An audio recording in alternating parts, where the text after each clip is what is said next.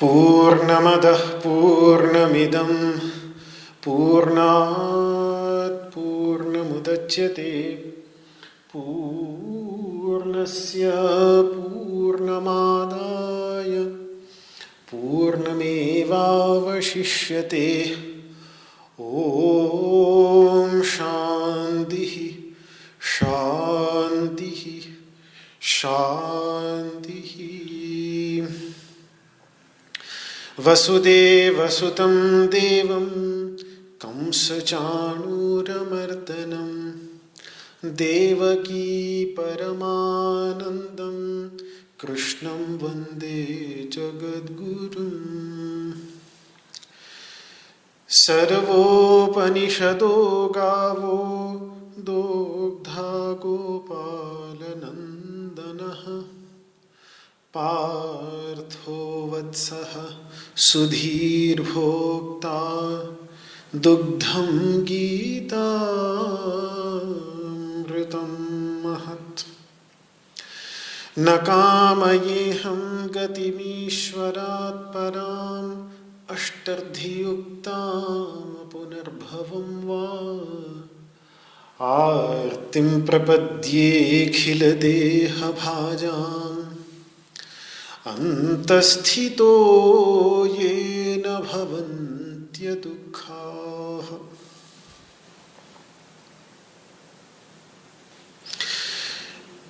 विश्वं दर्पणदृश्यमाननगरी तुल्यं निजान्तर्गतं पश्यन्नात्मनि मायया बहिरिभूत् भूतं यथा निद्रया। यः साक्षात् कुरुते प्रबोधसमये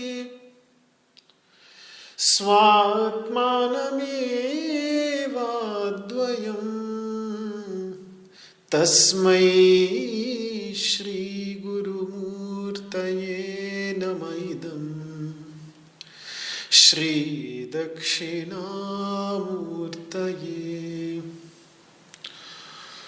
ॐ शान्तिः शान्तिः शान्तिः।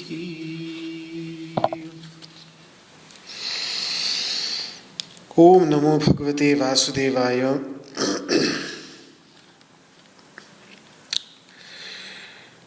श्रीमद् भगवद गीता के सांख्य योग नामक दूसरे अध्याय में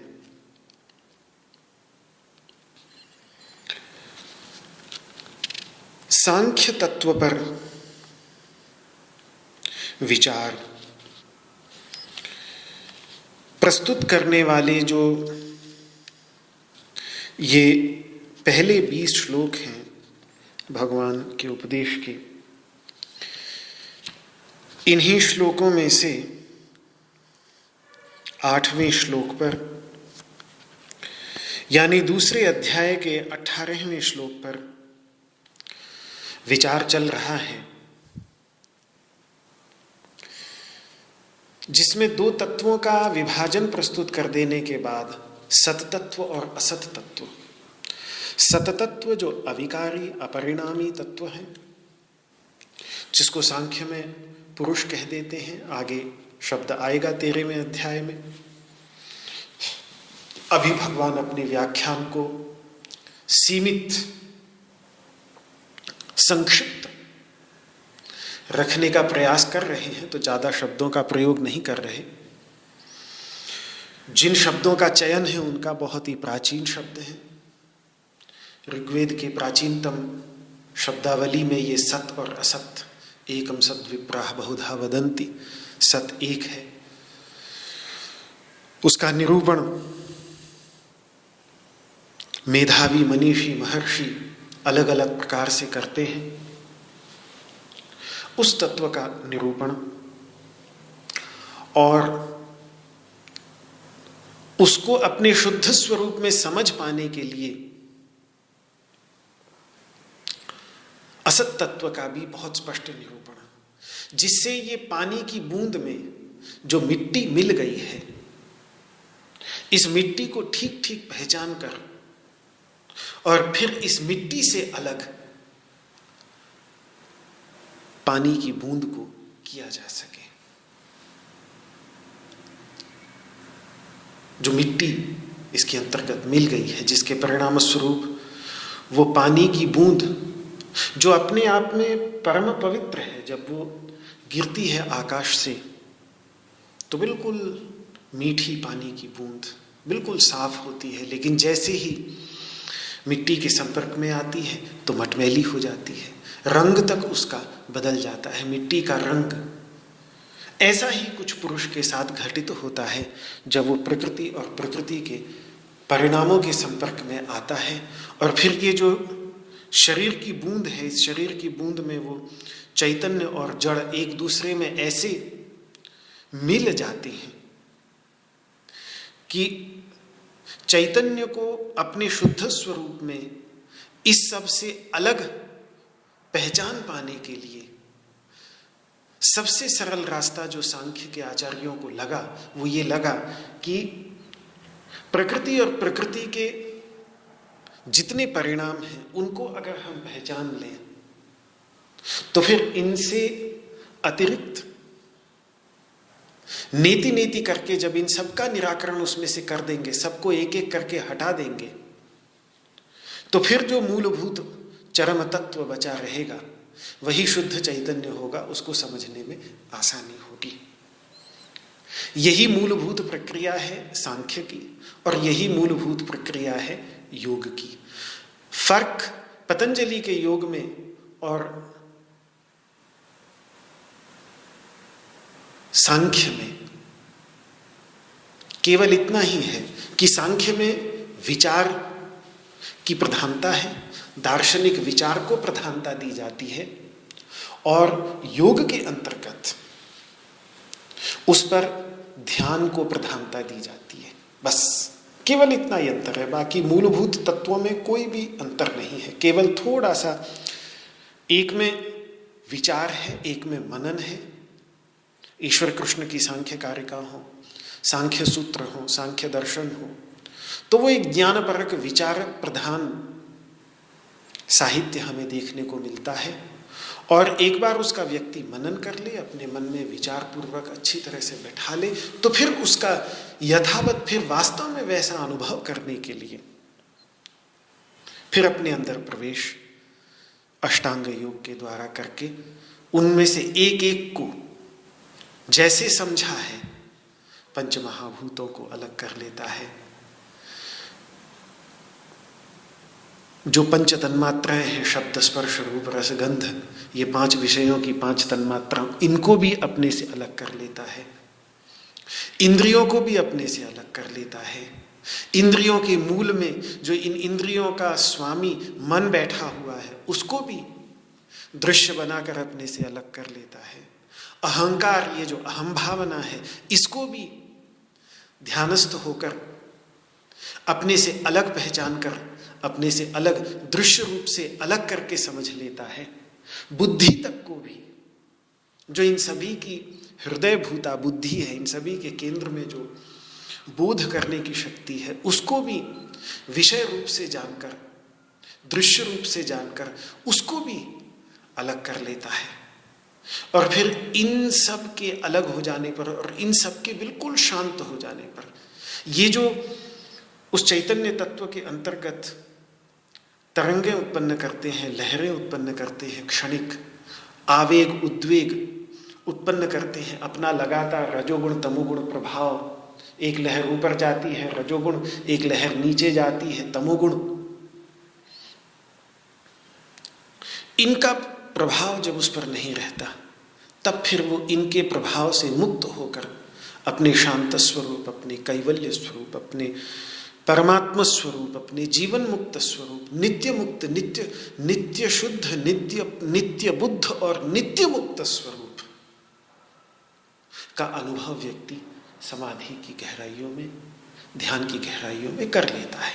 वही जो मदालसा कहती है, शुद्धोसी बुद्धोसी निरंजनोसी संसार माया परिवर्तितोसी। तो उसी सत्तत्व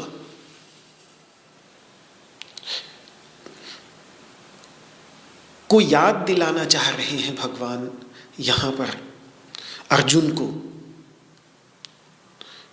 आशा उनकी ये है कि अगर इतने वर्षों तक ये वन में रहा है, इसने वनवास किया है, बड़े बड़े साधु संतों का संग किया होगा, सत्संग किया होगा, ये सब उसने सुना होगा, इस समय शोक के वशीभूत होकर ये भूल रहा है, तो शायद मैं इसे इसका वास्तविक स्वरूप याद दिला दूं। कार्पण्य दोषोपहत स्वभाव इसका सहज स्वभाव दब गया है। अगर इसको मैं इसका स्वरूप याद दिला दूं तो शायद इसका जो सहज स्वभाव है वो दोबारा से अभिव्यक्त हो जाए। इस आस में भगवान सांख्य दर्शन के मूलभूत तत्व का निरूपण उसके सामने कर रहे हैं। वो बात अलग है कि शायद केवल इतने संक्षिप्त निरूपण से काम नहीं चलेगा। भगवान को हालांकि उसका ध्यान तो थोड़ा जैसे बच्चे को झुनझुना दिखा करके रो रहा था उस ओर से ध्यान हटा करके उसको शांत कर लेते हैं, इस तरीके से इन 20, 25, 30, 40 श्लोकों को सुनकर थोड़ा सा उसका ध्यान अपने शोक से हटता है और वो स्थितप्रज्ञ व्यक्ति को लेकर के प्रश्न पूछने लगता है। तो तुरंत उसका ध्यान बटा, अपने शोक से हटा और उस गंभीर तत्व ने उसके अंतर्गत रुचि जागृत की, जिसके बाद फिर ये श्रीमद् भगवद गीता का संवाद, अद्भुत संवाद भगवान श्री कृष्ण और अर्जुन के बीच में चल पड़ता है, जिसके अंत में जाकर अर्जुन को अपने उस स्वरूप की स्मृति हुआती है और उसका जो सहज स्वभाव है वो सहज स्वभाव उसका अभिव्यक्त हो जाता है। इस श्लोक के अंतर्गत जब भगवान कह रहे हैं कि तस्माद् युध्यस्व भारत, तो इस पर और विचार करूंगा। उसको केवल उसका सहज स्वभाव अभिव्यक्त होने देने की छूट, जो शोक के वशीभूत हो गया था, शोक के वशीभूत होकर जो उसका सहज स्वभाव दब गया था, कार्पण्य दोषोपहत स्वभाव, उस सहज स्वभाव को अभिव्यक्त होने देने की प्रेरणा भगवान तस्माद् युध्यस्व भारत से कह रहे हैं। एक बार पुनः 18वें श्लोक का उच्चारण कर लें, उसके बाद फिर इस पर आगे विचार करेंगे। अंतवंत इमे देहा नित्यस्योक्ताः शरीरिणः अनाशिनो प्रमेयस्य तस्माद्युध्यस्व भारत। अंतवंत इमे देहा नित्यस्योक्ताः शरीरिणः अनाशिनो प्रमेयस्य तस्माद्युध्यस्व भारत। अंतवंत इमे देहा नित्यस्योक्ताः शरीरिणः अनाशिनो प्रमेयस्य तस्माद्युध्यस्व भारत। हे भारत, हे भरतवंशी अर्जुन, हे ज्ञान के प्रकाश में रत रहने वाले सत्वगुण संपन्न साधक, ये अंतवान देह उस नित्य शरीरी के कहे गए हैं जो अविनाशी है, जो प्रमाणों से अतीत है। यहां भगवान ने बहुवचन का प्रयोग किया है, अंतवंत इमे देहा, ये सारे के सारे शरीर। एक तो सीधा सीधा अर्थ बहुवचन का ये किया जा सकता है कि भगवान के सामने 18 अक्षौहिणी सेनाएं दोनों ओर खड़ी थी, 11 अक्षौहिणी सेना एक तरफ और 7 अक्षौहिणी सेना एक तरफ, तो देह ही देह खड़े थे, कोई कमी नहीं थी वहां पे देहों की। तो उन सब देहों की ओर इशारा करके शायद कह रहे हो कि जितने देह तुम्हें दोनों ओर खड़े हुए दिख रहे हैं, ये सारे के सारे देह अर्जुन अंतवान हैं। एक तो सीधा सीधा अर्थ ये हो सकता है। एक गहरा अर्थ ये भी हो सकता है कि अर्जुन के ही शरीर की ओर इशारा करके कह रहे हो कि तुम्हारे अंतर्गत जो ये 3 देह हैं, 3 शरीर हैं, ये बाहर का स्थूल शरीर तो दिख ही रहा है, उसके बाद इस स्थूल शरीर के अंतर्गत जो सूक्ष्म शरीर है, शक्ति स्वरूप इंद्रियां, मन, बुद्धि, अहंकार, चित्त, प्राण, 17 तत्व मिलाकर के 18 तत्व मिलाकर जो सूक्ष्म शरीर बनता है, वो सूक्ष्म शरीर ये दूसरा देह हो गया, दूसरा शरीर हो गया।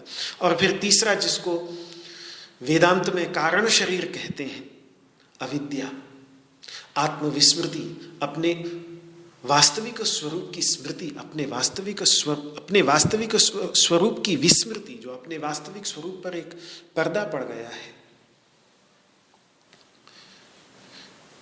जैसे स्वप्न में दिखने वाले जितने भी शरीर हैं, उन सब यहां तक कि अपना शरीर, उन सभी शरीरों के मूल में एक नींद के अंतर्गत उत्पन्न होने वाली आत्मविस्मृति है, तमोगुण का एक आवरण है जो हमें अपना वास्तविक स्वरूप हमें भुला देता है, जो हम पड़े हुए हैं बिस्तर के अंतर्गत। और उसके परिणाम स्वरूप फिर वो स्वाप्निक जगत में उत्पन्न हुए एक नए आंतरिक शरीर को ही हम अपना शरीर मान बैठते हैं, उसी के अंतर्गत हमारी अहंता हो जाती है। इसी प्रकार से वेदांत ये मानता है कि इस शरीर के अंतर्गत, चाहे वो स्थूल शरीर हो, इसके अंतर्गत मैंपना, और जो सूक्ष्म शरीर है, मन, बुद्धि आदि, इनके अंतर्गत जो हमारा मैंपना है, ये मैंपना, अहंकार, ये संभव ही तब है जबकि एक आत्मविस्मृति रूप आवरण, अपने वास्तविक स्वरूप को हम भूले हुए हैं तो हम सर्वव्यापक शुद्ध चैतन्य तत्व जो इस समस्त जगत का कारण है, लेकिन उस अपने वास्तविक स्वरूप को भुलाए होने के कारण हम तादात्म्य कर लेते हैं, इस अहम भावना कर लेते हैं इस सूक्ष्म शरीर के साथ और इस स्थूल शरीर के साथ। ये बिना कारण शरीर के संभव नहीं, बिना उस आत्मविस्मृति के संभव नहीं, बिना उस अज्ञान के संभव नहीं, बिना उस पर्दे के संभव नहीं। इसीलिए उसको कारण शरीर कहते हैं। और शरीर केवल उसको इसीलिए कह देते हैं क्योंकि शरीर का अर्थ मैंने बताया था आपको, वो जो विनष्ट हो जाए वो शरीर। तो स्थूल शरीर को स्थूल शरीर इसीलिए कहते हैं क्योंकि एक ना एक दिन ये निश्चित ही विनष्ट हो जाएगा। सूक्ष्म शरीर को भी शरीर इसीलिए कहते हैं क्योंकि समस्त वासनाओं का, संस्कारों का क्षय हो जाने के बाद जो इसको जोड़े हुए हैं सूक्ष्म शरीर को, समस्त संस्कार, समस्त वासनाएं जब ज्ञान की अग्नि से दग्ध हो जाती हैं, ज्ञान की अग्नि से जल जाती हैं, ज्ञानाग्नि सर्वकर्माणि भस्मसात् कुरुते तथा, तो उस समय ये सूक्ष्म शरीर भी स्थूल शरीर की तरह ही बिखर जाता है, फिर नहीं रहता ये सूक्ष्म शरीर। तो इसलिए ये भी विनाशशील है, शरीर ही है, इसीलिए उसको। और इसी प्रकार से ये आत्मविस्मृति रूपी जो अज्ञान का आवरण है, अज्ञान का पर्दा है, ये भी ज्ञान से विनष्ट हो जाने के कारण, जैसे अंधकार प्रकाश से विलीन हो जाता है, इसी प्रकार से अज्ञान भी ज्ञान से विनष्ट हो जाता है। तो इसी प्रकार से ज्ञान हो जाने पर चूंकि इस आत्मविस्मृति रूपी अज्ञान का भी विनाश हो जाता है, इसीलिए इसको भी शरीर कह देते हैं। उस अर्थ में ये शरीर है और किसी अर्थ में शरीर नहीं। तो देहाह शब्द का प्रयोग जब भगवान कर रहे हैं, शरीराह बहुवचन, कि ये सारे के सारे शरीर, तो ये भी हो सकता है कि सारे स्थूल शरीरों की ओर इशारा करके कह रहे हों, और ये भी हो सकता है कि शरीर जो अर्जुन खड़ा है सामने उनके,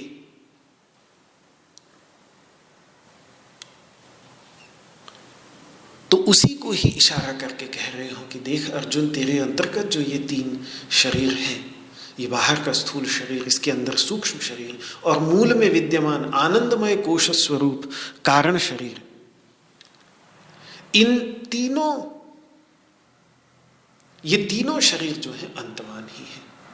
ये तीनों ही नित्य नहीं है। नित्य तो केवल वही है जिसके ये शरीर है, जो इन तीनों का शरीरी है, वो चैतन्य तत्व, जो अपनी सत्ता से इन तीनों को सत्ता प्रदान कर रहा है, जिसके अभाव में इनकी कोई सत्ता नहीं। वो चैतन्य तत्व, उसी के प्रकाश से प्रकाशित होकर ये सचेतन प्रतीत होते हैं। जब तक स्थूल शरीर के अंतर्गत वो शरीरी है, जीवात्मा है, तब तक स्थूल शरीर सचेतन प्रतीत हो रहा है। सूक्ष्म शरीर भी अपने आप में पंचमहाभूतों का, अपंचीकृत पंचमहाभूतों का कार्य होने के कारण पंचमहाभूतों के समान जड़ ही है। जड़ मतलब चेतन से रहित ही है, अचेतन ही है। मन, बुद्धि, अहंकार, चित्त, ये सारे के सारे अपने आप में अचेतन ही हैं। और आज का मनोविज्ञान पूरी तरह से इस बात को स्वीकार करता है, क्योंकि इनके अंतर्गत इतनी जटिल अचेतन प्रक्रियाएं काम कर रही हैं, अपने बिल्कुल अचेतन धरातल पर अचेतन प्रक्रियाओं के साथ काम कर रही है। और अज्ञान का आवरण, अज्ञान तो है ही तमोगुण प्रधान, तमोगुण स्वरूप, तो वो तो सचेतन हो ही कैसे सकता है। पर उस अज्ञान का भी अस्तित्व जो प्रकाशित होता है सुषुप्ति अवस्था के अंतर्गत, हमें आत्मविस्मृति के उस अज्ञान के आवरण का भान बहुत स्पष्ट रूप से हम सबको सुषुप्ति अवस्था के अंतर्गत होता है। नाहम किंचिद अवेदिशम, मैंने वहाँ कुछ भी नहीं जाना। तो एक वो बिल्कुल अज्ञान का आवरण बड़ा भारी वहाँ दिखता है सुषुप्ति अवस्था के अंतर्गत। आत्मविस्मृति का आवरण वो तो अचेतन है ही, लेकिन ये तीनों के तीनों अचेतन होते हुए भी, वास्तव में अचेतन होते हुए भी सचेतन से प्रतीत होते हैं, केवल उस चैतन्य तत्व का जो प्रतिबिंब पड़ रहा है, जो चिदाभास है, जो जीव जिसको कह देते हैं, जीवात्मा कह देते हैं, जिसको यहाँ भगवान शरीरी कह रहे हैं, जिसको सांख्य दर्शन में पुरुष, इन 3 शरीरों के अंतर्गत शयन करने वाला, पुरियों के अंतर्गत शयन करने वाला जो तत्व है, ऐसा कह देते हैं। तो वो तत्व जो है वो वास्तव में अपने आप में नित्य है। शरीरी का अर्थ होता है शरीर वाला, शरीर संबंधी। ये शरीर, जैसे देखिए धन और धनी, धन से जो जिसका उस धन से संबंध हो, जिसका वो धन हो, जिससे संबद्ध वो धन हो, जिससे संबंधित वो धन हो, उस व्यक्ति को धनी कहते हैं। तो ये जो व्याकरण की भाषा में कहें, ये जो इनी प्रत्यय है, इन, शरीरिन, इन जो अंत में दिख रहा है, ये संबंध की अभिव्यक्ति करता है प्रत्यय। मतलब शरीर और शरीरी के बीच में कुछ ऐसा संबंध है जो जैसा संबंध धन और धनी के बीच में होता है। धन से संबंधित होने के कारण ही हम व्यक्ति को धनी कह देते हैं। तो संबंध को अभिव्यक्त करने वाला ये संस्कृत का प्रत्यय है। किसी भी शब्द से ये प्रत्यय लगा करके ये शब्द बनाए जा सकते हैं। देही, देह से लगा दीजिए, देही हो जाएगा। देह वाला, जिसका देह है वह। तो यहां ये सवाल उठ सकता है कि कौन सा संबंध है शरीर और शरीरी के बीच में, इन तीन शरीरों के बीच में, और उस शरीरी के बीच में कैसा संबंध है, क्या संबंध है? तो संबंध यही है, उसको भोक्ता भोग्य संबंध कह लीजिए, उसको दृष्टा दृश्य संबंध कह लीजिए, उसको प्रकाशक प्रकाश्य संबंध कह लीजिए, कि इन शरीरों के माध्यम से भोग्य जगत का भोग करने वाला तत्व वो है। अनुभव के योग्य जितने भी पदार्थ हैं उन सब का अनुभव करने वाला तत्व वो है। दर्शन के योग्य जितने भी पदार्थ हैं उन सभी का दर्शन करने वाला दृष्टा तत्व वो है। इन सब को अपने प्रकाश से प्रकाशित करने वाला तत्व वो है। इन सब को अपने अंतर्गत अध्यस्त करने वाला तत्व वो है। वास्तव में इनका उसके साथ कोई संबंध नहीं, क्योंकि वो तो परम असंग तत्व है, उसका तो किसी के साथ संबंध स्थापित हो ही नहीं सकता। वो असंग तत्व है, परम असंग तत्व है। लेकिन उस कारण शरीर के प्रभाव में आकर, अध्यास के प्रभाव में आकर जब वो अपने को भूल जाता है, अपने वास्तविक स्वरूप को भूल जाता है, और उस वास्तविक स्वरूप को भूल जाने के परिणाम स्वरूप इनके साथ अपना तादात्म्य जोड़ लेता है कि यही मैं हूं, बस यही संबंध है। तो वेदांत इसको इसीलिए अध्यासकृत संबंध मानता है। जैसे उदाहरण के लिए अगर हम चाहें तो वही पुराना वेदांतियों का, मैं तो कहूँगा घिसा पिटा उदाहरण बचपन से सुनते चले आए हैं, पर स्पष्टीकरण बहुत देता है। सुनने में घिसा पिटा लगता है, लेकिन उस पर विचार करके स्पष्टीकरण मिल जाता है कि बात क्या करना चाह रहे हैं। कि रस्सी और सांप वाला संबंध, रस्सी में सांप दिखा तो रस्सी अधिष्ठान हो गया, सांप उसमें अध्यस्त हो गया। उन दोनों के बीच में जो संबंध है उसी को हम अध्यास कह देते हैं, और बिना उस रस्सी के वो सांप हो ही नहीं सकता। रस्सी है तभी उसमें सांप दिख रहा है। तो इसी प्रकार से ये चैतन्य तत्व है। जैसे वहां रस्सी में सांप दिखने लगता है मंद अंधकार के परिणाम स्वरूप, पूर्ण अंधकार होगा तो रस्सी दिखेगी नहीं, तो सांप भी नहीं दिखेगा। लेकिन मंदांधकार, इतना अंधकार की रस्सी थोड़ी थोड़ी दिखती भी रहे लेकिन स्पष्ट रूप से न दिखे,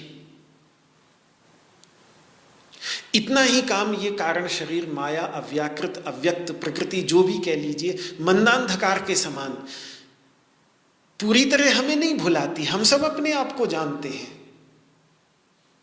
अपने आप को कौन नहीं जानता? अपने आप को कौन भूला हुआ है? अरे हमने अपने को केंद्र में रखा हुआ है हर चीज के, क्योंकि है वास्तव में हम केंद्र में, हम केंद्रीभूत तत्व हैं, इसीलिए हमने केंद्र में अपने आप को रखा हुआ है। लेकिन दुर्भाग्य की बात यह है कि जिसको हम अपना आपा समझ रहे हैं वो केंद्रीभूत तत्व नहीं है। केंद्रीभूत तत्व है वो शुद्ध चैतन्य स्वरूप, वो हमें याद रहा नहीं, और मान बैठे हैं हम अहंकार को अपना आपा, और हमने उसको केंद्र बना दिया है। मतलब ये अंधकार इतना ही है कि रस्सी दिखती भी रहे पर इतनी साफ न दिखे कि उसमें सांप भी दिख जाए। तो माया का अंधकार जो है वो बिल्कुल सही मात्रा वाला है, हमें अपना आपा नहीं भुलाता, लेकिन हम अपने आप को उतना भूल जाएं कि हम अपने आप को कुछ और समझने लग जाएं, इतना काम माया कर देती है, इतना अंधकार उसका है, और वही कारण शरीर है। ये गहरी बात है। रस्सी पूरी तरह से अंधेरे में डूब जाए तो उसमें सांप किसी को न दिखेगा, थोड़ा सा रस्सी दिखती है, दिखती रह जाती है, पर ये नहीं पता चलता कि ये रस्सी है। कुछ दिख रहा है लेकिन क्या है वो नहीं पता। तब फिर उसमें अपने संस्कारों के आधार पर, अब यहां भी देखिए संस्कारों का खेल कितना विचित्र है कि जिसने कभी सांप नहीं देखा होगा अपने जीवन में, और जिसके मन में सांप का भय होगा ही नहीं, क्योंकि उसने सांप कभी देखा ही नहीं, उसने सांप कभी जाना ही नहीं, तो उसको भला रस्सी में सांप थोड़ी दिखेगा। रस्सी में सांप उसी को दिखेगा जिसको रस्सी दिख रही है थोड़ी थोड़ी, लेकिन साफ नहीं दिख रही है, और उसके जेहन में सांप का डर बैठा हुआ है कि अरे कहीं सांप तो नहीं, और तुरंत दिखा और भाग लिया, चीख कर भाग गया कि अरे कमरे में सांप है। तो दो चीजें, संस्कार भी रहने बहुत अधिक आवश्यक होते हैं। तो वो जो वही संस्कार फिर हमें कुछ का कुछ दिखाते चले जाते हैं। तो ऐसा ही कुछ खेल यहाँ पे हो रहा है। एक तरफ कारण शरीर तो है ही, अविद्या, जिसने हमें अपना वास्तविक स्वरूप भुला दिया है, लेकिन इतना नहीं भुलाया, कुछ याद रहाता है जिससे फिर हम उसमें कुछ का कुछ अपने आप को समझने लगते हैं। तो कहना मैं यही चाह रहा था कि इस अधिष्ठान और अध्यस्त के बीच में जो संबंध है, अध्यास का संबंध, बहुत गंभीर विचार। ये तो मैं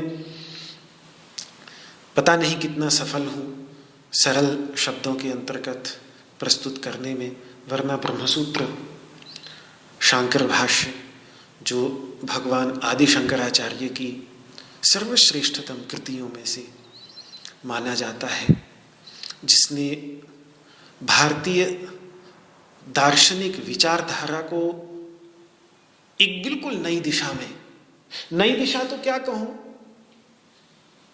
वही वेदों की पुरानी दिशा थी, लेकिन जिस दिशा से थोड़ा हट गया था भारतीय जनमानस, भारतीय विद्वत समाज, उस दिशा की ओर बिल्कुल वापस मोड़ दिया ब्रह्मसूत्र ने।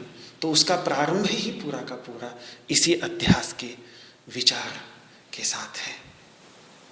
तो वो अधिष्ठान कह लीजिए, आधार कह लीजिए, जब उपनिषद कह देती है आनंदमय कोश का निरूपण करते समय कि ब्रह्मपुच्छम प्रतिष्ठा, वो परब्रह्म तत्व जो चैतन्य स्वरूप परब्रह्म तत्व है, वो प्रतिष्ठा है, वो आधार है इन सभी का। इन सभी का मतलब इन्हीं तीनों कारण, इन्हीं तीनों शरीरों का, इन्हीं तीनों देहियों का। तो जो संबंध है वो यही है, आधार का और आधारित का। आधार तत्व वो है चैतन्य तत्व, और उसने आधार प्रदान किया हुआ है इन तीनों को, स्थूल शरीर, सूक्ष्म शरीर और कारण शरीर। यही संबंध है, और इसी संबंध को लेकर भगवान इस चैतन्य तत्व को शरीरी कह रहे हैं, शरीर वाला, वो जिसके ये शरीर है। तो ये थोड़ा स्पष्टीकरण कल में समय नहीं बचा था, तो ये रह गया था करना। अब इससे आगे चलते हैं।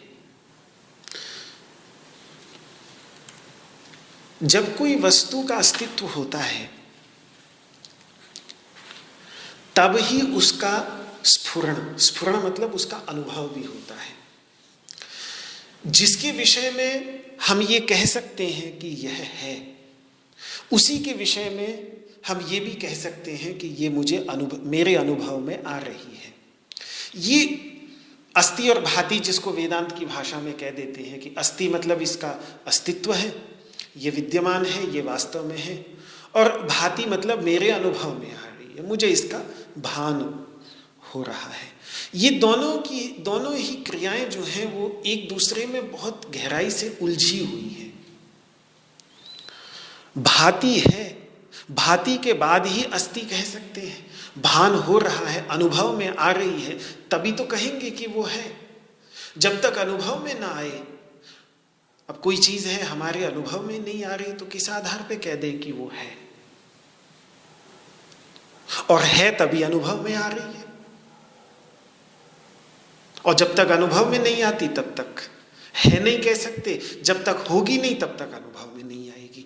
तो एक दूसरे पर ये अस्ति भाति जो है एक दूसरे में बड़े उलझे हुए से, जैसे कड़ियाँ आपस में उलझी हुई होती हैं, इस तरीके से ये उलझे हुए हैं। अगर इन पर विचार करें तो अस्थि भाति जो है ये दोनों के दोनों एक दूसरे में उलझे हुए हैं। इसी को ही अपनी दृष्टि से हम सत और चित्त कह देते हैं। अस्थि का मूलभूत तत्व, अस्थि जो है वो जिस मूलभूत तत्व को द्योतित कर रहा है उसी को हम सत कह देते हैं, और स्फुरण भान जिसको हो रहा है उसको चित्त कह देते हैं। चित्त मतलब चैतन्य। चैतन्य के अभाव में भान क्या होगा? भान तो हो ही नहीं सकता। भान के मूल में चित्त है, भान हो रहा है मतलब चित्त है। अस्थि अस्तित्व है तो इसका मतलब सत है वहां। बिना सत के अस्तित्व नहीं हो सकता और बिना चित्त के भान नहीं हो सकता। ये दोनों के दोनों एक दूसरे के साथ, इसीलिए सच्चिदानंद में सतचित ये जो दो तत्व रखे हैं सच्चिदानंद में, वो सतचित अस्थि और भाति को ही द्योतित करते हैं। यही कारण है कि कई बार सत को भान रूप सत कह देते हैं। ऐसा सत जिसका स्वरूप ही भान में है। भान मतलब स्फुरण, अनुभव में। भान कह लीजिए, स्फुरण कह लीजिए, इसका मतलब वही है कि अनुभव का विषय बनना, अनुभव में आने लगना। हिंदी में कहते हैं ना, मन में फुर उठना, मन में फुरना। एक फुरना शब्द का प्रयोग होता है हिंदी भाषा के अंतर्गत, वो स्फुरण से ही आया है। यानी चमक उठना, जगमगा उठना, दमक उठना, झलक उठना, ये सब भाव उसके अंतर्गत है। तो मैं क्यों इस पर इतना यहाँ जोर दे रहा हूँ? यहाँ जोर इसलिए दे रहा हूँ कि अस्थि और भाति की जो ये उलझी हुई कड़ी है, इस कड़ी के बीच में एक तीसरी कड़ी और है, वो है प्रमाण की। प्रमाण की मतलब ज्ञान के साधनों की। ये हैं तो कई, इस पर बहुत गंभीर विचार भारतीय दार्शनिकों ने प्राचीन काल से किया है, पर मोटे मोटे तौर पर तीन तो साफ ही लगभग सभी मानते हैं। बाकी कुछ 6 मानते हैं, कुछ 8 तक भी मानते हैं, पर 3 मुख्य रूप से हम अपने अनुभव के साथ जोड़ें। मैं इसको ज़्यादा कठिन नहीं करूँगा, अपने अनुभव के साथ सरल रूप से जितना प्रस्तुत कर सकूँ उतना प्रस्तुत करूँगा। तो देखिए, सबसे पहले प्रत्यक्ष जो ज्ञान होता है, उस प्रत्यक्ष ज्ञान की साधन है इंद्रियां। आँख हो गई, कान हो गया, त्वचा हो गई, घ्राणेन्द्रिय सूंघने की इंद्रिय हो गई, रसनेन्द्रिय हो गई जिससे हमें रस का पता चलता है। तो रस का यथार्थ ज्ञान प्राप्त करना हो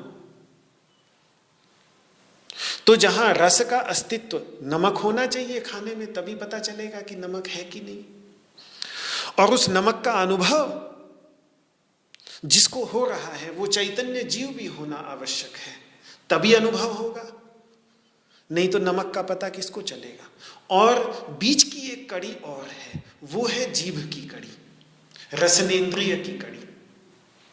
वो रसनेन्द्रिय की कड़ी ना होगी तो फिर अस्थि और भाति की जो ये उलझी हुई कड़ी है, इस उलझी हुई कड़ी के बीच में एक ये कड़ी इंद्रिय की कड़ी भी है, जिसको हम प्रमाण की कड़ी कह रहे हैं। प्रमाण का मतलब होता है यथार्थ ज्ञान का साधन। तो यहां रसनेन्द्रिय जो है वो भोजन में नमक है कि नहीं, आंख से देख के नहीं पता चलेगा और किसी तरीके से पता नहीं चल सकता, लेकिन थोड़ा सा जीभ पे रख ले तो तुरंत पता चल जाएगा कि अरे आज तो नमक भूल गए डालना, डाल दीजिए थोड़ा, या ज़्यादा, आज ज़्यादा पड़ गया भाई, पानी डालो, कुछ पतला करो इसको, बहुत ज़्यादा तेज नमक हो गया, तो तुरंत यथार्थ ज्ञान। तो ये एक तीसरी कड़ी है जो बहुत आवश्यक है अस्तित्व, अस्थि और भाति, इन दोनों के लिए। केवल इंद्रियां ही जरूरी हो ऐसा नहीं, कई बार इंद्रियों के अभाव में भी, जिनके साथ हमारी इंद्रियों का सीधा सीधा संपर्क नहीं होता, उसका भी ज्ञान हम हेतु के आधार पर भी प्राप्त कर लेते हैं। जैसे उदाहरण के लिए, पहाड़ पर आग जलती हुई हमें अपनी आंखों से नहीं दिख रही है, पहाड़ बहुत ऊंचा है, दूरी पर है, नहीं दिख रही है आग। रात को दिख जाएगी, रात के अंधेरे में, दिन में नहीं दिखेगी। दिन में आग नहीं दिखेगी। दिन में कभी भी पहाड़ों पर लगी हुई आग नहीं दिखती है, क्योंकि सूर्य के प्रकाश में वो आग की रोशनी इतनी क्षीण हो जाती है कि पता ही नहीं चलता पहाड़ में आग लगी है। लेकिन धुआं देखकर अनुमान लगा लेते हैं कि भाई धुआं निकल रहा है तो जरूर आग लग गई है पहाड़ में। धुआं दिख जाता है, तो दिख तो धुआं रहा है, पर धुएं के ज्ञान का सहारा लेकर जो आग का ज्ञान हम प्राप्त कर लेते हैं, ये भी एक प्रमा का साधन है, ये भी एक यथार्थ ज्ञान का साधन है, अनुमान जिसको कह देते हैं। ऐसे ही किसी ने कह दिया कि बचपन में शाम के समय में अगर कोई महाराज जी को ढूंढते हुए आता था कैलाश आश्रम में कि महाराज जी कहाँ हैं, हमें दर्शन करने हैं। अपने आचार्य जी, जो मेरे आचार्य हैं, उनकी बात कर रहा हूँ, तो कोई आ जाता था तो कहते थे गंगा तट पे गए हैं सायंकालीन भ्रमण के लिए। तो उस व्यक्ति के शब्दों पर विश्वास करके गंगा तट पे चले जाते थे, तो हमें मिल जाते थे वहीं टहलते हुए कि अरे देखो महाराज जी गंगा तट पे हैं, वहां से आ रहे, तो मिल जाते थे। तो एक कभी कभी अगर व्यक्ति विश्वसनीय हो, झूठ बोलने वाला न हो, तो ऐसे व्यक्ति के सच्चे शब्द, सत्य शब्द जो हैं, वो भी हमें ज्ञान प्रदान कर सकते हैं। वो भी ज्ञान के बहुत अच्छे साधन हैं, ज्ञान प्राप्त करने के, यथार्थ ज्ञान प्राप्त करने के बहुत अच्छे साधन हैं। तो हमें 3 साधन तो साफ दिख गए। एक साधन ये 5 ज्ञानेंद्रियां हो गई, एक साधन वो हेतु हो गया जिसको देखकर हम अनुमान लगा लेते हैं, तो हमारा अनुमान भी ज्ञान का एक साधन बन जाता है। वहां बुद्धि अपने आप में अनुमान लगा करके ज्ञान प्राप्त कर लेती है। और एक किसी ज्ञानी, विश्वसनीय, सत्यवादी, आप्त पुरुष, आप्त मनुष्य के शब्द सुनकर भी हमें ज्ञान प्राप्त हो जाता है। तो ये है, इनको कहते हैं प्रमाण। तो किसी भी पदार्थ के अस्तित्व की सिद्धि में या उसके भान की सिद्धि में ये प्रमा के साधन जो है बहुत महत्वपूर्ण भूमिका निभाते हैं। सामने कोई गीता की पुस्तक नहीं मिल रही है, किसी ने बता दिया कि भाई दूसरे कमरे में देखो, तुमने वहां रख दी थी कंबल के नीचे, इसलिए तुम्हें नहीं मिली, तुरंत जाके मिल जाती है। उसके अस्तित्व का भान होने लगता है तुरंत। तो ये बहुत महत्वपूर्ण भूमिका निभाते हैं ये प्रमा के साधन, और इनकी आवश्यकता वास्तव में प्रत्येक जीव पदार्थ में पड़ती है। बिना इनकी सहायता के किसी भी पदार्थ के अस्तित्व की सिद्धि नहीं हो सकती। इनमें से किसी न किसी की आवश्यकता पड़ेगी ही, तभी जाकर अस्तित्व की सिद्धि होगी, किसी भी वस्तु की, कोई भी वस्तु। वैसे कहता रहे व्यक्ति कि फलानी चीज है, फलानी अस्तित्व है, लेकिन तुरंत हमारे मन में सभी प्रश्न पूछते हैं, है तो दिखाओ, है तो बताओ। ईश्वर के विषय में लेकर प्रश्न पूछ लेते हैं ना कि भाई इतना ईश्वर अगर है तो दिखाओ, बताओ। बस समस्या एक यहां ये आ जाती है कि जहां ये प्रमा के साधन, मतलब यथार्थ ज्ञान के जितने भी साधन हैं, ये प्रत्येक ज्ञेय पदार्थ में सहायक है। एक जगह है, केवल एक जगह इस पूरे ब्रह्मांड में, जहां ये जाकर पूरी तरह से फेल हो जाते हैं, विफल हो जाते हैं, पूरी तरह से विफल हो जाते हैं। ये है ज्ञान की प्रक्रिया के अंतर्गत।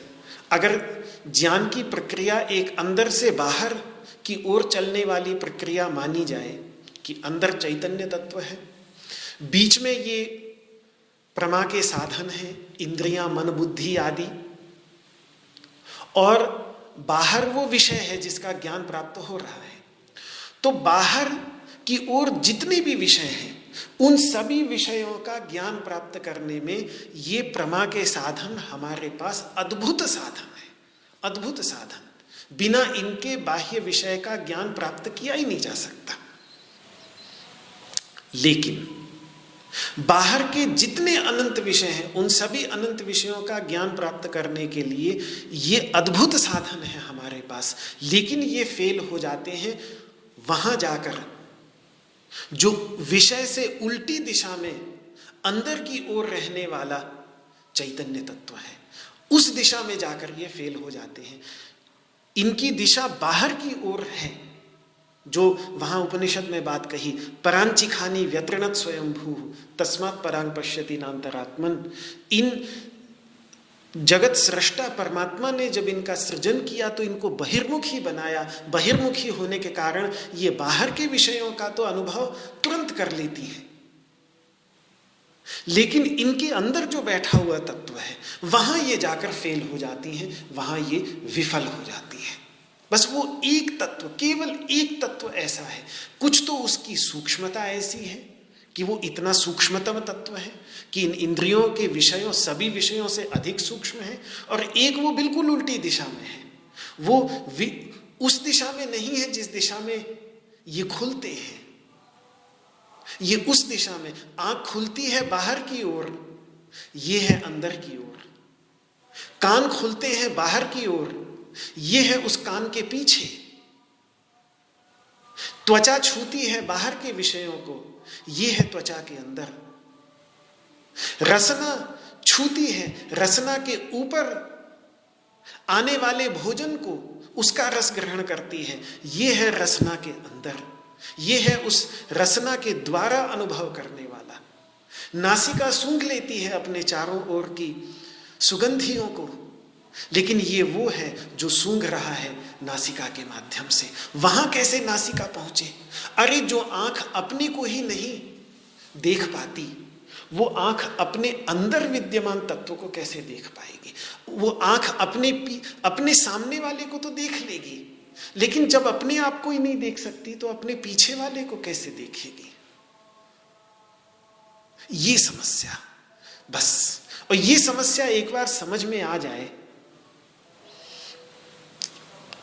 तो बाहर की दिशा में रहने वाले जितने भी तत्व हैं उन सब तत्वों पर ये यथार्थ ज्ञान के जो जो साधन परमात्मा ने हमें दिए हैं वो लगभग सदा ही सफल होते हैं। मैं ये तो नहीं, 99%, 99% ये सफल होते हैं, कहीं 1% विफल भी होते हैं, इसमें कोई शक नहीं है। लेकिन 99% जो ये उपकरण हमें दिए हैं प्रकृति ने इस अपने व्यवहार को चलाने के लिए, ये सारे उपकरण पूरी तरह से सफल सिद्ध होते हैं बाह्य तत्वों को लेकर के। पर अंदर की दिशा में रहने वाला जो ये एकमात्र एक तत्व है, चैतन्य तत्व, वह इनकी पहुंच से बाहर रहता है। वो बिल्कुल वहां ये पूरी तरह से विफल हो जाते हैं, वहां इनकी पहुंच नहीं बन पाती। और इसमें कारण यही है कि जैसे देखिए, आंख से आप दूर दूर के तारों को देखने में हम सफल हो जाते हैं। अगर विचार करें तो जिन तारों को हम रात को देख रहे हैं, ये न जाने कितने हजारों लाखों प्रकाश वर्ष दूर हमसे है। उनके प्रकाश को, सूर्य के प्रकाश को हमारे पास पहुंचने में 8 मिनट का समय लगता है। ये तारों का प्रकाश, ये तारे हमसे इतनी दूरी पर हैं कि इनके प्रकाश को हमारे तक पहुंचने में लाखों वर्ष लगते हैं। इतनी दूरी के तारों को हम अपने आंखों से देख लेते हैं। अद्भुत। अब तो महानगरों में प्रदूषण के परिणाम स्वरूप तारे दिखते ही नहीं तो मैं जब भी मुझे, क्योंकि उसका अनुभव वहीं हुआ इसीलिए मैं वहीं की बात करूंगा। यहाँ भी हिमालयों में उतनी स्पष्टता के साथ मुझे अनुभव नहीं हुआ जितनी स्पष्टता के साथ मुझे ऑस्ट्रेलिया में बिल्कुल रात के समय में जब हम कृष्ण जन्माष्टमी मनाने के लिए गए हुए थे, इन्हीं की इस्कॉन वालों की फार्म थी, आसपास 40-50 किलोमीटर तक मुरविलंबा जगह थी, तो 40-50 किलोमीटर तक कोई शहर नहीं था। बिल्कुल रात को इतना घुप अंधेरा वहाँ माउंट वॉर्निंग की घाटियों में इतना घना अंधेरा हो जाता था, इतना घना अंधेरा हो जाता था। तो बिल्कुल रात के समय में जब ऊपर आसमान की ओर देखते थे तो बिल्कुल वो आकाश गंगा एक तरफ से दूसरी तरफ, जो आकाश गंगा की भुजा जैसी है, वो भुजा साफ आकाश गंगा की रात को निहारने में आती थी। अद्भुत दृश्य, मतलब वो दृश्य मैंने नहीं देखा। जितना मैं घूमा हूँ विश्व के अनेकों देशों में, उसमें कहीं भी मुझे याद नहीं कि वैसा दृश्य मैंने देखा हो, पर वो वहाँ का दृश्य अद्भुत दृश्य। तो सोचता था, तो विचार करके आश्चर्यचकित हो जाता था कि देखिए लाखों करोड़ों वर्ष लगे होंगे इन तारों के प्रकाश को हमारे पास तक पहुंचने में, लेकिन हम देख रहे हैं, हमारी आंख देख रही है सफल होने में। पर वही आंख उसको देखने में, जो उस आंख के माध्यम से देख रहा है चैतन्य तत्व जो मेरे अंतर्गत विद्यमान है, उसको देखने में वो आंख पूरी तरह से विफल हो जाती है। ये सत्य है, सत्य को कोई नकार नहीं सकता।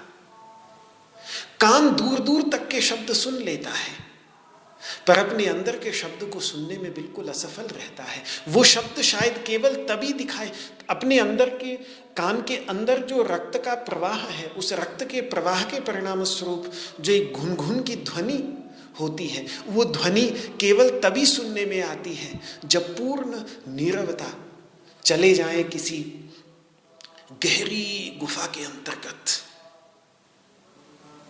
तो मुझे याद आता है गुजरात में जब पदयात्रा कर रहे थे, सोमनाथ से द्वारका की पदयात्रा जब थी, तो वहाँ पर बीच में, शहर का नाम मैं भूल रहा हूँ, एक रात्रि विश्राम पड़ा था।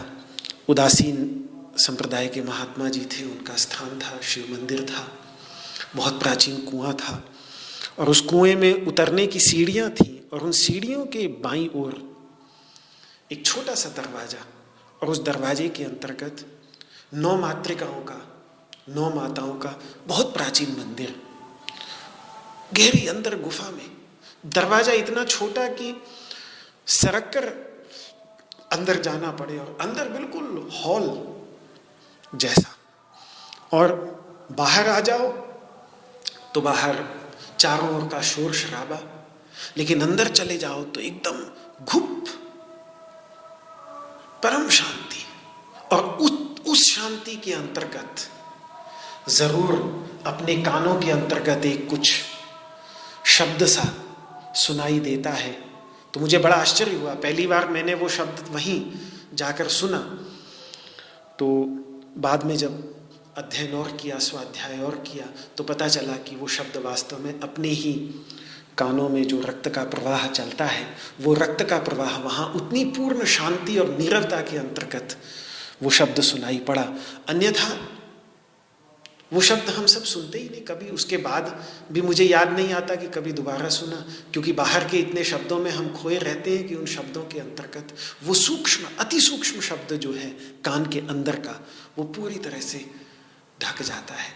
ऐसा ही कुछ हमारे अपने वास्तविक स्वरूप को, इसीलिए फिर लोग गुफाओं में जाते हैं, इसीलिए गुफाओं में बैठकर साधना करते हैं कि वो मन इतना शांत हो जाए कि कदाचित कुछ तो उस अपने अंतर्गत विद्यमान शुद्ध चैतन्य तत्व की अनुभूति का अनुभव हो सके। तो ये प्रमाण, ये प्रमा के जो साधन हैं, ये जो उपकरण दिए हैं प्रभु ने, ये बाहर क्या है इसको जानने में तो बहुत सफल हो जाते हैं, पर अपने अंदर जो है वह उनकी पहुंच से बाहर रहा आता है। एक बड़ी सुंदर कथा है, उसके साथ समापन करूंगा। ये कथा ये है कि एक बार ईश्वर लोगों की प्रार्थनाओं से और बार बार जो अपना रोते रहते हैं, उन सब से थक गए, और उन्होंने कहा कि मुझे जाकर कहीं बस ऐसी जगह जाकर विश्राम करना है जहां मुझे कोई परेशान न करे, जहां मैं बिल्कुल एकदम कोई मुझे ढूंढ ही ना सके, बिल्कुल छुप जाऊं मैं, और जहां मैं बिल्कुल तसल्ली से कुछ समय तक थक चुका हूं इन सब चीजों से।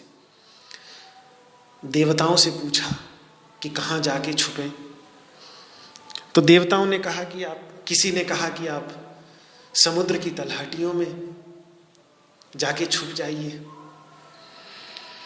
किसी ने कहा कि तारों के पीछे जाकर छुप जाइए, किसी ने कहीं सुझाया, किसी ने कहीं सुझाया।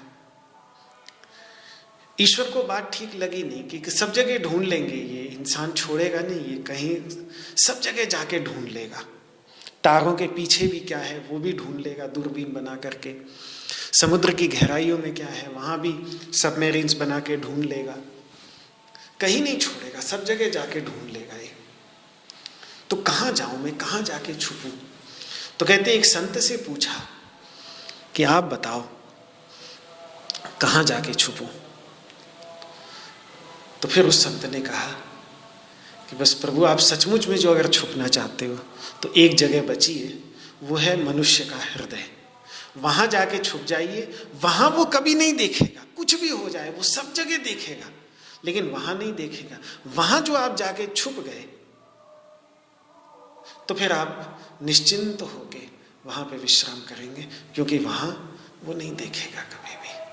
और तब से कहते हैं कि तब से ईश्वर मनुष्य के हृदय में ही छुपे हुए हैं। एक कथा हमारे आचार्य लोग सुनाते थे। इसके मूल में बात यही है कि चूंकि हमारी इंद्रियां सारी की सारी बहिर्मुख हैं, हमारी जितनी भी आंतरिक इंद्रियां और बाहरी इंद्रियां सारी की सारी बहिर्मुख हैं, तो अंदर जो तत्व है उस अंदर तत्व की खोज कभी होती ही नहीं। सत्तत्व वही है। यहाँ जिस तत्व की बात कर रहे हैं वो तत्व वही है। तो जब भगवान कह रहे हैं अप्रमेयस्य, वो अप्रमेय है। अप्रमेय मतलब प्रमा का अविषय है, यथार्थ ज्ञान का अविषय है। प्रमा के जो साधन हैं उन साधनों का वो अविषय है। तो वो ये नहीं कह रहे हैं कि उसका अस्तित्व नहीं है, क्योंकि सामान्यतः जिसके अस्तित्व में कोई प्रमाण ही ना हो तो उसका अस्तित्व हम क्यों माने,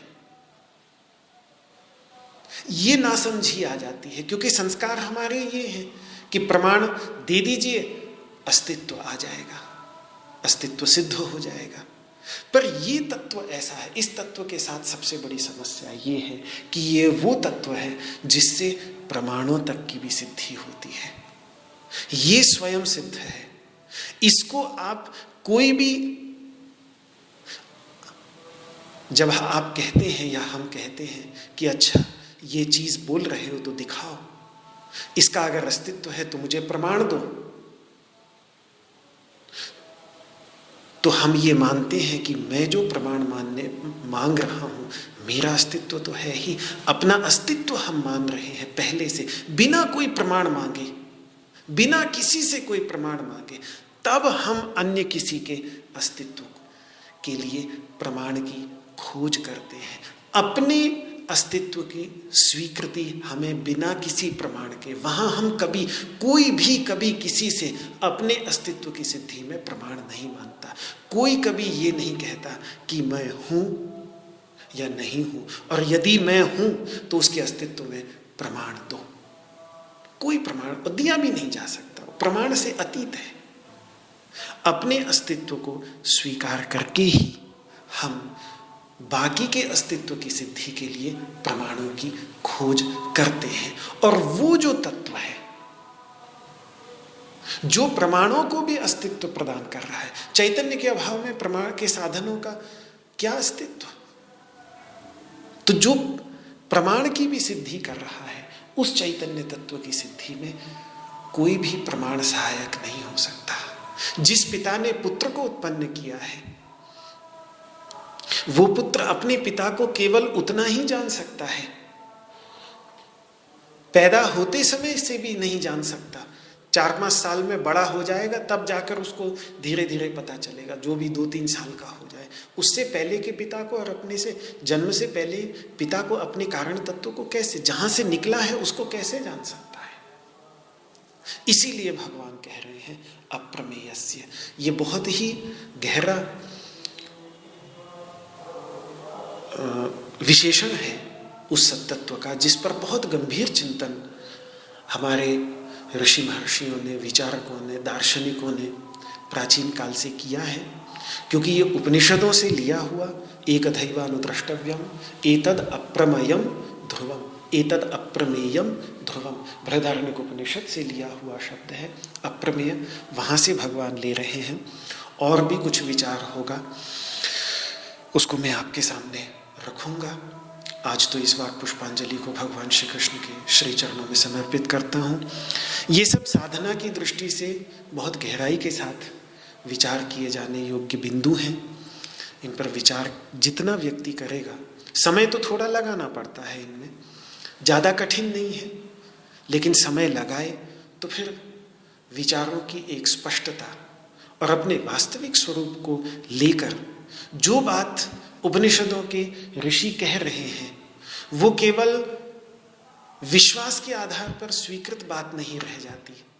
नहीं तो हम ये कहें कि चलो गीता में भगवान कह रहे हैं तो सच ही कह रहे होंगे, उपनिषदों में क्योंकि हमारी श्रद्धा है, वेद हैं, वेद कह रहे हैं तो सच ही कह रहे होंगे। तो एक श्रद्धा के आधार पर मान लेना एक बात है, वो भी अच्छा है, शुरू में ठीक है, लेकिन वही वेद, वही गीता वो रास्ता भी दिखा रही है। वेद के ऋषि, गीता के भगवान श्री कृष्ण कभी हमसे ये आशा नहीं करते कि हम उनकी इस बात को इसलिए स्वीकार कर लें क्योंकि वो कह रहे हैं, बल्कि वो हमें रास्ता भी दे रहे हैं कि उस रास्ते पर चलकर हम स्वयं वैसा अनुभव करके और एक अंदर से निश्चय कर लें कि ठीक है, कृष्ण ने कही तो कही, वेदों के ऋषियों ने कही तो कही, बहुत अच्छा कहा, उनका वैसा अनुभव था, उन्होंने कहा, मेरा अनुभव भी ऐसा ही है, इसलिए मुझे इसमें कोई शक नहीं, मुझे इसमें पूर्ण विश्वास है, पूर्ण श्रद्धा है। क्यों? क्योंकि मेरा भी अनुभव बिल्कुल वैसा ही है। ये भावना जब आती है तब जाकर ये शास्त्र, ये उपदेश हमारे जीवन का एक अभिन्न अंग बनते चले जाते हैं। फिर इनका अभ्यास जीवन का एक चिरस्थायी हिस्सा बनता चला जाता है और तब जाकर वास्तविक शांति केवल विश्वास के आधार पर स्वीकार किए हुए तत्व, विश्वास के आधार पर स्वीकार किया हुआ तत्व परम शांति नहीं दे सकता। अनुभूति के धरातल पर उतारा हुआ तत्व ही आंतरिक शांति प्रदान करता है। मैं भगवान श्री कृष्ण के श्री चरणों में समर्पित करता हूँ इस वाक पुष्पांजलि को।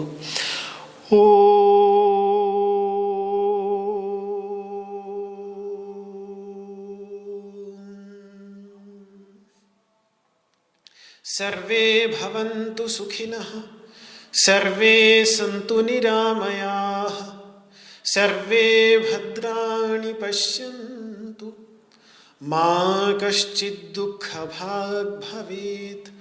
ॐ शान्तिः शान्तिः शान्तिः। न त्वहं कामये राज्यं न स्वर्गं न पुनर्भवं, कामये दुःखतप्तानां प्राणिनां आर्तिनाशनं। श्रीकृष्णार्पणमस्तु। आपको मेरा हाथ जोड़ करके प्रणाम। जय श्री कृष्ण, जय श्री कृष्ण, जय श्री कृष्ण। सादर नमन।